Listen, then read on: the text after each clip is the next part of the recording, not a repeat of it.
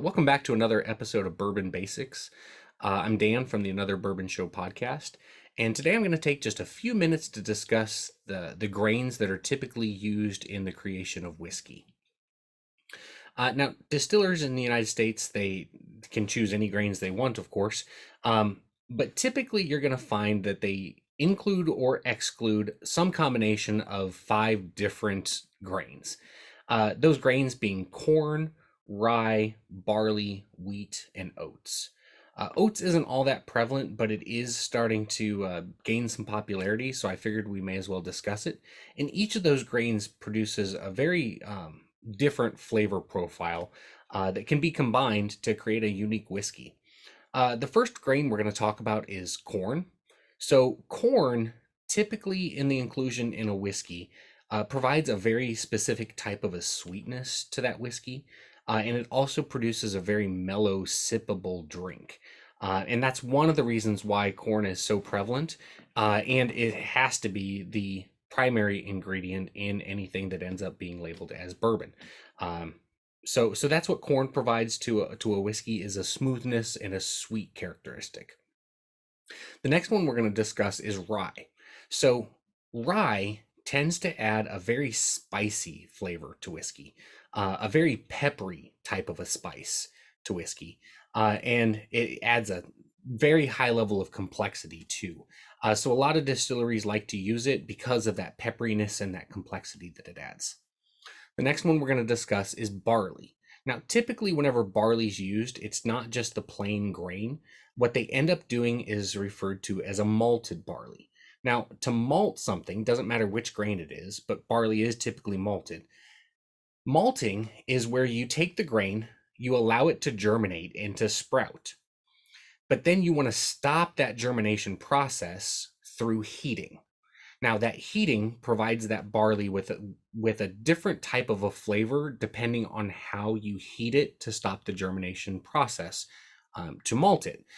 No matter where you stop that malting process, it's going to provide some different level of a toasty flavor to a whiskey. It will add a very toffee heavy type of a flavor to a whiskey, which again adds to that uniqueness and the complexity of what you end up drinking out of that bottle.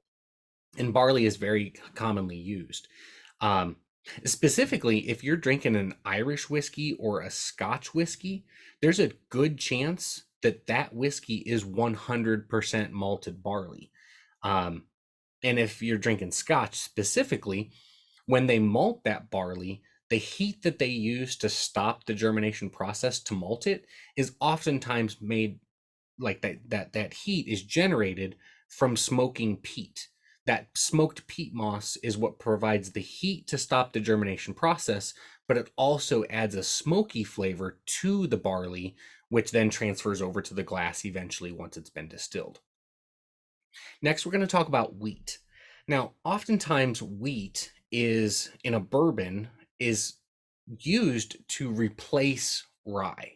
So, like a Weller product, a Larceny product, the wheater from Spirits of French Lick, anything that's considered to be like a wheated bourbon is going to have the predominant grain being corn, and then they've replaced the rye with wheat.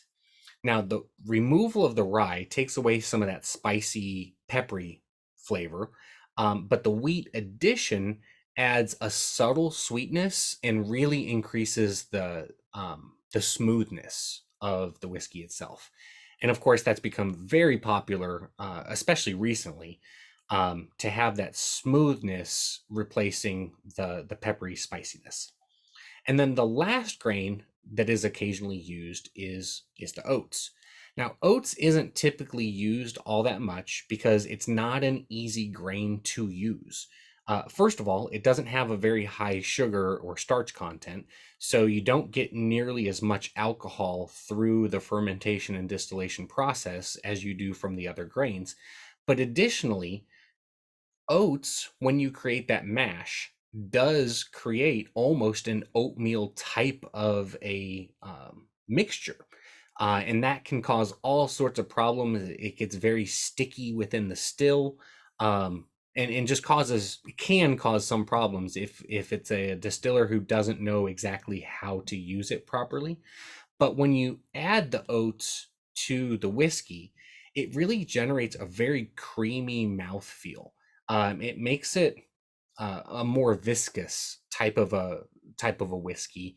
Um, and adds a little bit of some different characteristics in flavor as well, that you can't really get from many other grains. So if a distillery knows how to use oats properly, um, the real benefit is going to be in the feel of the whiskey more so than the flavor. But you can get some really interesting flavors out of oats in a whiskey if you choose to use them. If you enjoyed this and it was helpful, let me know. If there's something specific you want to know about, then please let me know in the comments section. Thanks so much for joining. And if you got a second, if you got some more time, please check out a full episode of Another Bourbon Show. I think you'll enjoy it.